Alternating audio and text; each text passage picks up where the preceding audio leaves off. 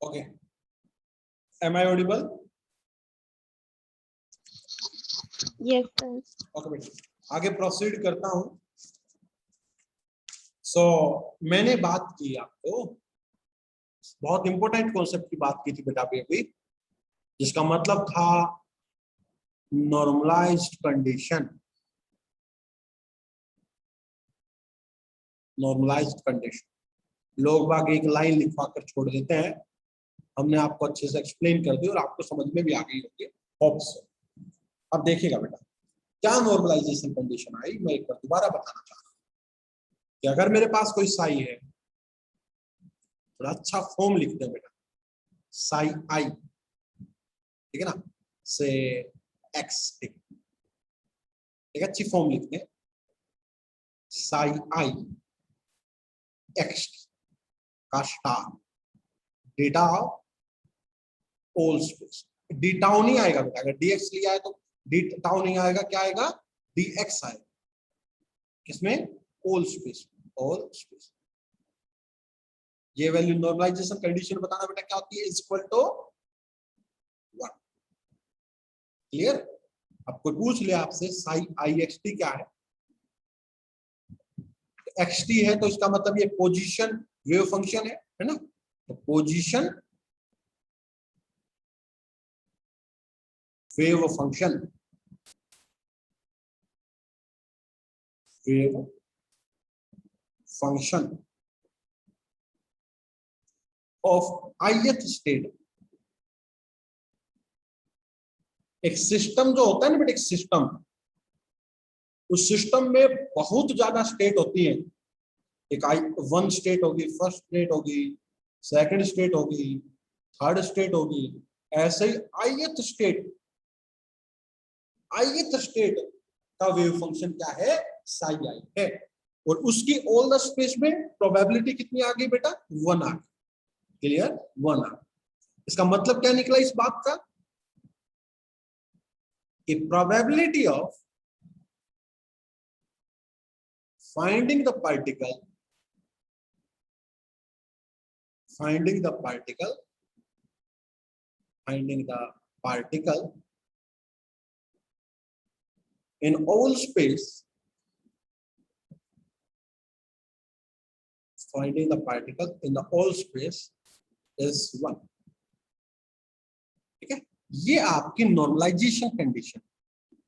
अगर नॉर्मलाइज नहीं है तो उसको नॉर्मलाइज करो। कैसे? अभी अभी मैंने बताया, ए से मल्टीप्लाई करके उसको हम नॉर्मलाइज कर सकते हैं। This is the normalisation condition. अब इसके अलावा कुछ कंडीशन और होती है, इसलिए मैंने ये कंडीशन आपको दोबारा लिखवाई थी। एक और कंडीशन आती है बेटा नॉर्मलाइजेशन के अलावा, जिस कंडीशन को हम ऑर्थोगोनल कंडीशन कहते हैं। क्या? ऑर्थोगोनल कंडीशन, ऑर्थोगोनलिटी भी कहते हैं। जैसे नॉर्मलाइजेशन कंडीशन होती है, एक और कंडीशन आती है ऑर्थोगोनल कंडीशन। इसका क्या मतलब होता है कि अगर आपसे साई आई एक्स टी और psi j star x t d tau या d x in all space कहते कोई, तो बताओगे बेटा कितना वैल्यू होगा इसका? बोलो। इसका वैल्यू 0 होगा। नो, इसका वैल्यू 0 होगा। कब? जब आई जे के बराबर नहीं होगा। इसका मतलब क्या है बेटा? इस बात का मतलब क्या है? ऑर्थोगोनलिटी का कंडीशन का मतलब क्या है? कोई पूछ ले कि probability of finding the particle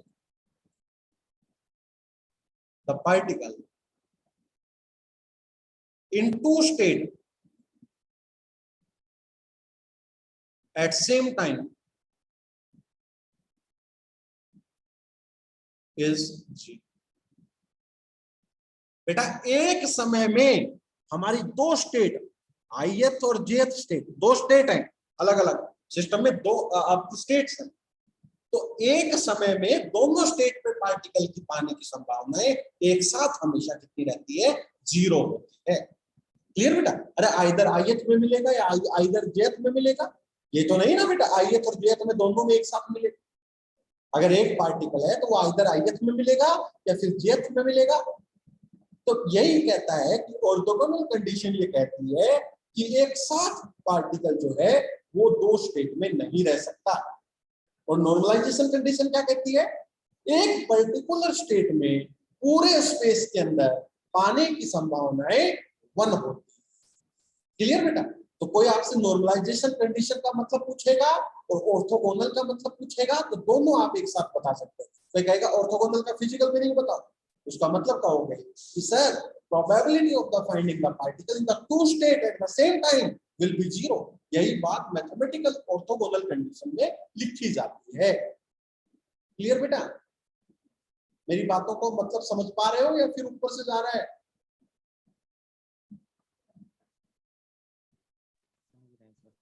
अरे बेटा समझ में आ रहा है नहीं आ रहा? आ रहा है सर।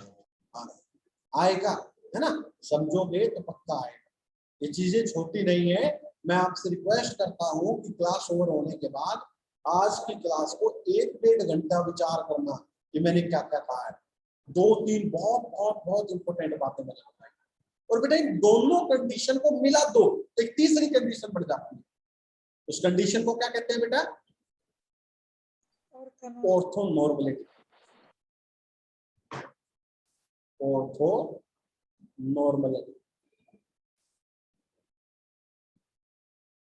कंडीशन। अगर आपने तीनों कंडीशन को दोनों कंडीशन को मिला दिया तो उसको ऑर्थोनॉर्मलिटी। अब दोनों कंडीशन को मिलाया तो क्या बना बेटा? होल स्पेस के अंदर साई आई साई जे स्टार डीएक्स की वैल्यू डेल आई जे रहेगी। जहां पर डेल आई जे क्या होता है बेटा? Del I J Dirac function है जिसकी वैल्यू 1 होती है when I is equal to j और डेल आई जे की वैल्यू 0 होती है जब I not equal to j। This is the Dirac delta function. तो पूछ ले तो आप बताना ये डिराक डेल्टा फंक्शन। क्लियर? तो दोनों कंडीशन को एक साथ मिला दोगे तो डिराक डेल्टा कंडीशन बन जाएगी। तो ऑर्थोगोनल और ऑर्थोगोनलिटी दोनों कंडीशन को मिलाने से आपके ये बन जाती है। क्लियर बेटा? बोलो समझ में आ गया यहाँ तक? हाँ जी बताओ बेटा। Yes, sir. Yes sir. Normalisation कैसे करते हैं और ये दोनों चीजें आपको पता लग जाना चाहिए। अब मैं और आगे की बात करता हूँ, थोड़ा नॉर्मलाइजेशन कांस्टेंट की और बातें बताता हूँ, फिर क्वेश्चंस करने लगेंगे। देखो बेटा और बातें सुनो थोड़ा सा। Unit of wave function topic डालो, यूनिट ऑफ वेव फंक्शन। बेटा फर्स्ट पोस्टुलेट ही चल रहा है, ये बात आप ध्यान रखना। पोस्टुलेट अभी पहला ही है, वेव फंक्शन ही है। ऐसे 5-6 पोस्टुलेट करवाऊंगा और 6 पोस्टुलेट में आपकी क्वांटम 60% पूरी हो जाएगी। ठीक है? तो यूनिट ऑफ वेव फंक्शन जैसे यूनिट होती है ना, क्या यूनिट हो? अब सपोज करो बेटा, ध्यान से सुनना जो मैं कहूँ। लो बेटा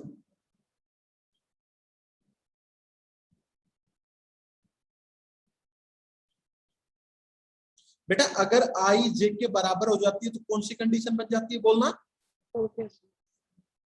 है बेटा आई जे के बराबर हो जाएगा तो कौन सी कंडीशन बन गई? Normalised condition.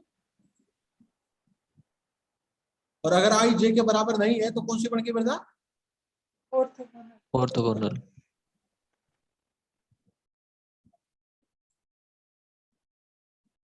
चलो शाबाश, आगे चलता हूं मैं। यूनिट ऑफ वेव फंक्शन, किसी की यूनिट क्या होती है, वेव फंक्शन की यूनिट क्या होती है, ये क्वेश्चन आपके लिए। अब सपोज करो बेटा, लेट मैं आपको सिखाता हूं पहले। लेट कि हमारे पास एक वेव फंक्शन है साई एक्स, ठीक है, और ये एक नॉर्मलाइज्ड वेव फंक्शन।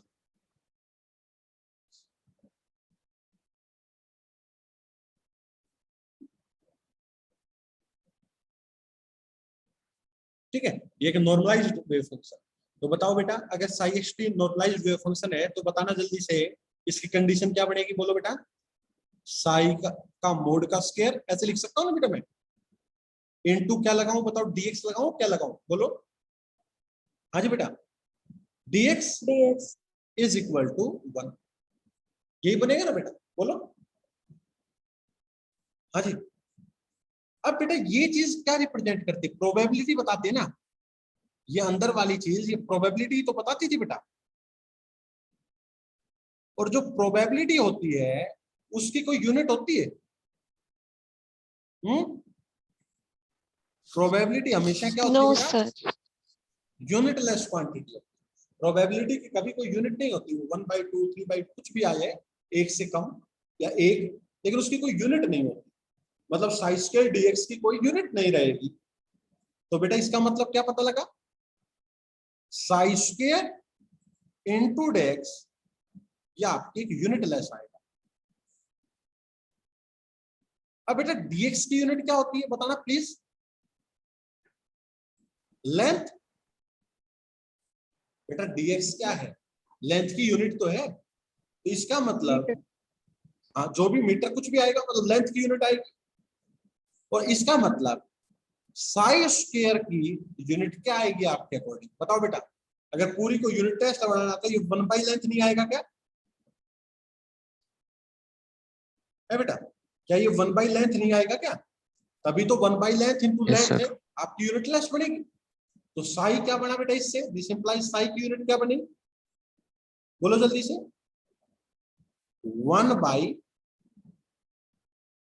1/लेंथ की पावर 1/2।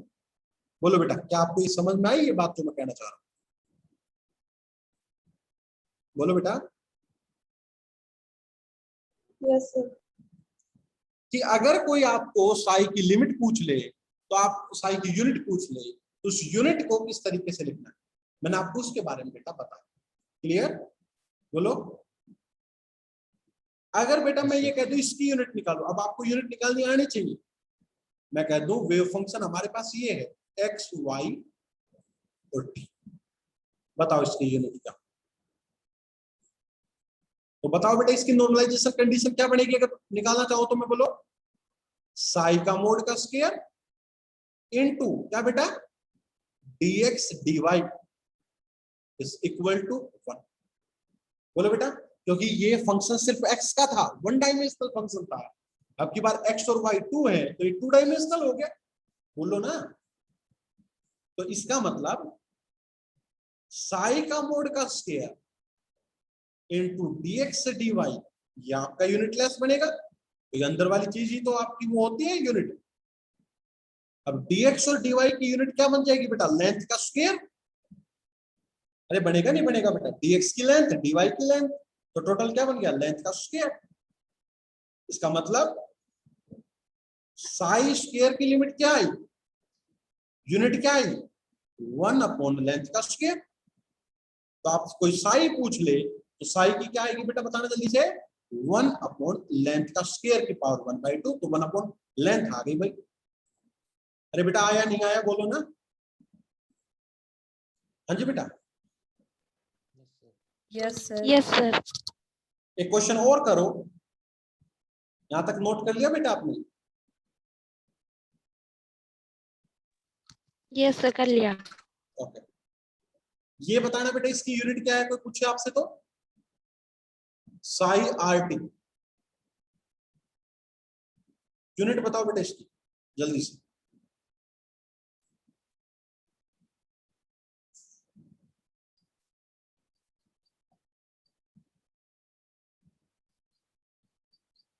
बोलो।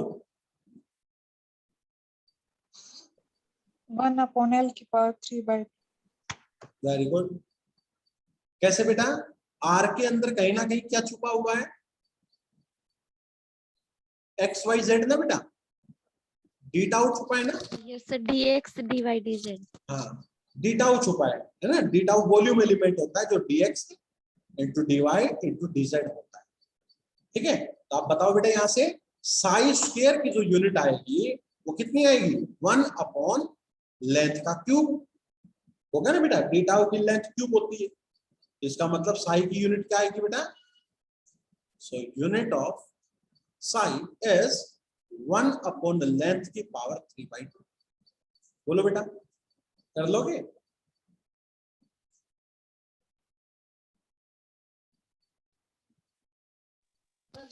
Yes, sir. आई थिंक अब ऐसे क्वेश्चन कर लो। अब फोर्थ एक बार ये क्वेश्चन करके दिखा दो बस, मैं मान लूंगा कि आपने कंफर्म कर लूंगा कि आपने आ गया। पीएक्सटी यूनिट बताओ उसको। चलो सवाल, इसकी आपको यूनिट बतानी, बताओ कितने बने?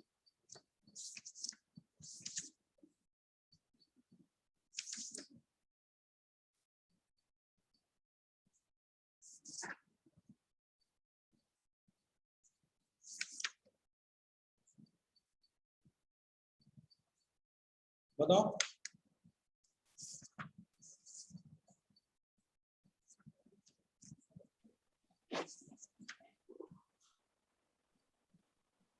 Time upon length.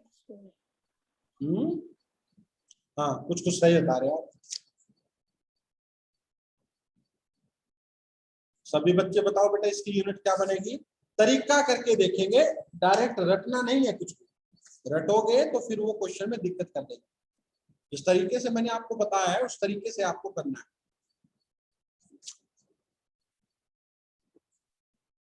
मैं इसमें देख रहा हूँ एक प्रीवियस ईयर क्वेश्चन एक बार आया था यूनिट से रिलेटेड, शायद उसमें पीएचडी ही पूछ रही थी। मिल जाएगा तो मैं आपको बताता हूँ।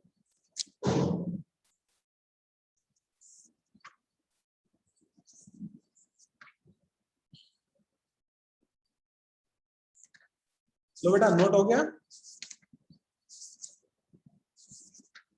ओके। सो क्या बताया बेटा मैंने, इसके कैसे तरीका बताया कि साई का स्क्वायर इनटू, बताओ बेटा क्या लगा? बोलो, नॉर्मलाइजेशन कंडीशन क्या बनेगा? इनटू, अरे बेटा डीपीएक्स ना, DPX. ये आपका यूनिट लेंथ बनेगा, सॉरी 1 बनेगा, 10 लिख दिया 1। नॉर्मलाइजेशन कंडीशन तो यही है। नॉर्मलाइजेशन कंडीशन सिर्फ पोजीशन के लिए नहीं होती, वो मोमेंटम के लिए भी हो सकती है। इसका मतलब यूनिट ऑफ साई का square is equal to 1 upon unit of momentum, है ना बेटा? जो मोमेंटम, पी मोमेंटम ही तो है, तो 1 अपॉन मोमेंटम। तो अगर आपसे यूनिट ऑफ साई कोई पूछ लेगा तो आप तुरंत जवाब दे दोगे 1 अपॉन मोमेंटम की पावर 1/2। क्लियर बेटा? अब मोमेंटम मास इनटू वेलोसिटी होता है।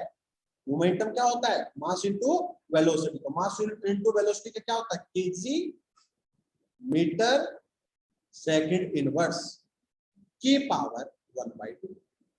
तो ये ऊपर चला जाएगा तो केजी की पावर -1 -½ मीटर की पावर -½ और सेकंड की पावर +½ देख लीजिए, चेक कर लीजिए किस बच्चे का ये आया, उसी का ठीक है। अरे मोमेंटम क्या होता है? Mass into velocity.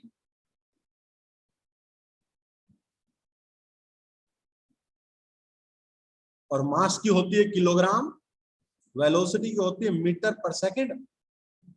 तो वहां से आप यूनिट निकालेंगे। बताओ बेटा, आई थिंक आपको क्लियर हो गया? बोलो जल्दी से। Yes sir. अब एक नॉर्मलाइजेशन कांस्टेंट क्या होता है वो बता दिया, यूनिट बता दी, उसका मीनिंग देख लिया, ऑर्थोगोनल कंडीशन देख ली, और चलता है।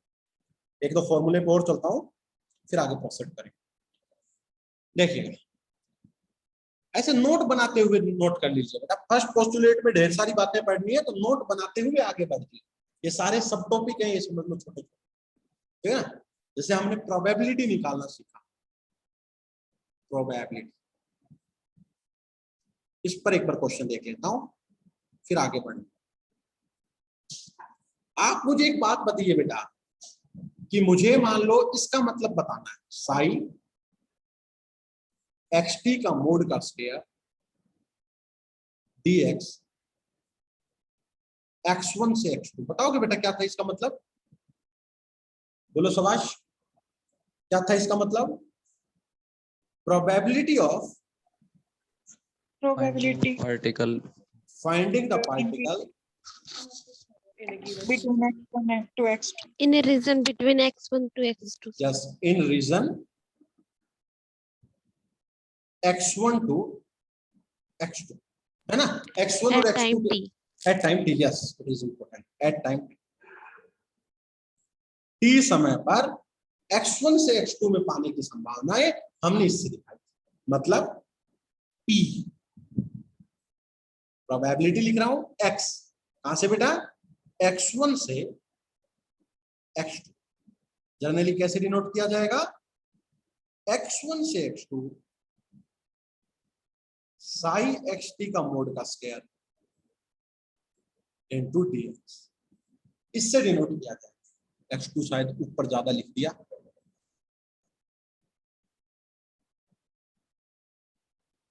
अब बेटा ये जो कंडीशन है ना जो प्रोबेबिलिटी की मैंने लिखवाई है,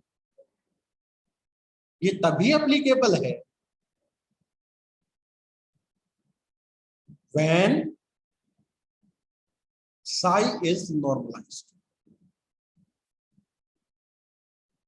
जब psi normalized है उसी समय बेटा ये कंडीशन आपकी एप्लीकेबल है। अगर psi normalized नहीं है तो मैं डायरेक्ट कंडीशन आपको लिखा रहा हूं, क्या रहेगा, x1 से x2 psi xt का मोड का square dx divide by psi xt का मोड का square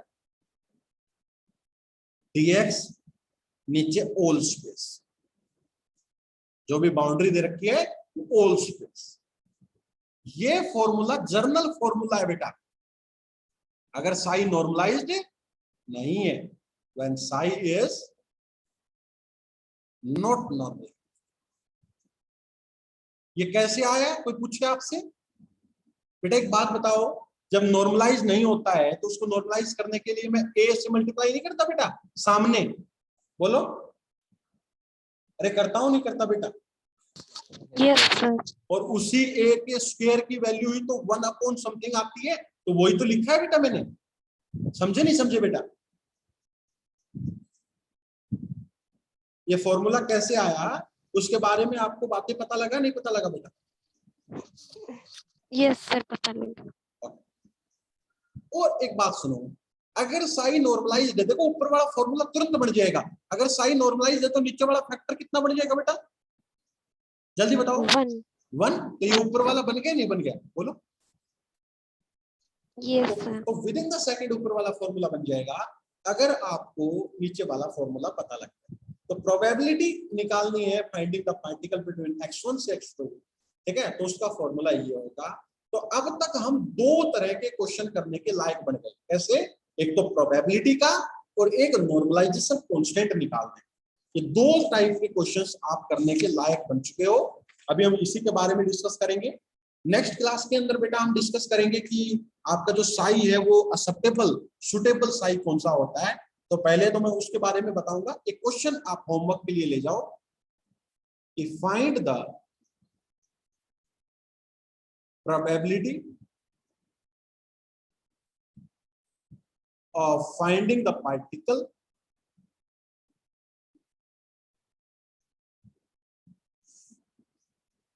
in a region lie between, ये खुद करना है आपको क्वेश्चन, 0 से L/2 at the represented wave function represented by the wave function, wave function क्या दे रखा है, ये साई एक्स की वैल्यू दे रखी है sin pi x by L from 0 to L and 0 otherwise। तो मेरे को एक सिंपल बात बता के आप बता दो कि बाउंड्रीज कहां से कहां तक हैं, है बेटा, सिस्टम की बाउंड्रीज कहां से कहां तक हैं, कोई बता सकता है ये इंफॉर्मेशन मुझे? 0 से L/2, L/2 से L तक। अरे बाउंड्री सिस्टम की कहां तक है, 0 से L/2 वो नहीं कह रहा मैं, बाउंड्रीज कहां, 0 से L, एक तो सिस्टम की 0 पे और एक L, हमें प्रोबेबिलिटी बतानी है 0 से L/2। तो जो प्रोबेबिलिटी का फॉर्मूला मैंने बताया है वो लगाएंगे। मुझे नहीं पता ये नॉर्मलाइज्ड है या नहीं है, मैंने कहा क्वेश्चन में नॉर्मलाइज्ड है, नहीं कहा, इसलिए बेटा जर्नल फॉर्मूला लगाओगे, नॉर्मलाइज्ड होगा तो नीचे वाला फैक्टर ऑटोमेटिकली बना जाएगा। समझ रहे हो नहीं समझ रहे बेटा? तो ये प्रोबेबिलिटी का क्वेश्चन है, आपको करना है इस क्वेश्चन को अच्छे से। तो कल मैं इस पे क्वेश्चन करवाऊंगा ढेर सारे प्रोबेबिलिटी पे और नॉर्मलाइजेशन पे, और फिर सुटेबल वेव फंक्शन शायद एक अगला टॉपिक भी करवा दूंगा, ठीक है ना। तो ये फर्स्ट पोस्टुलेट बेटा अभी पूरा नहीं हुआ है, ये 2-3 क्लासेस लेगा, ठीक है ना। तो अच्छे से इसको आज जो पढ़ा है उसके हर एक टर्म के बारे में पता होना चाहिए, क्योंकि आज की क्लास समझ में आएगी तो ही आप आगे का कर पाओगे। ओके बेटा, तो आज की क्लास में यही ओवर करूंगा, किसी का कोई डाउट है तो आप पूछ सकते हो, अन्यथा हम कल क्लास लेंगे। Any doubt? No, sir. No, sir. ठीक है बेटा, इसको एक बार अच्छे से, जितना आज की क्लास को आप रिपीटेड पढ़ सको उतना अच्छा है। आज की समझ में आ गई तो आगे की 101% समझ में आ जाएगी, ठीक है। आज की क्लास को जितनी ज्यादा बार रिवाइज करो उतना अच्छा है। Okay, thank you so much.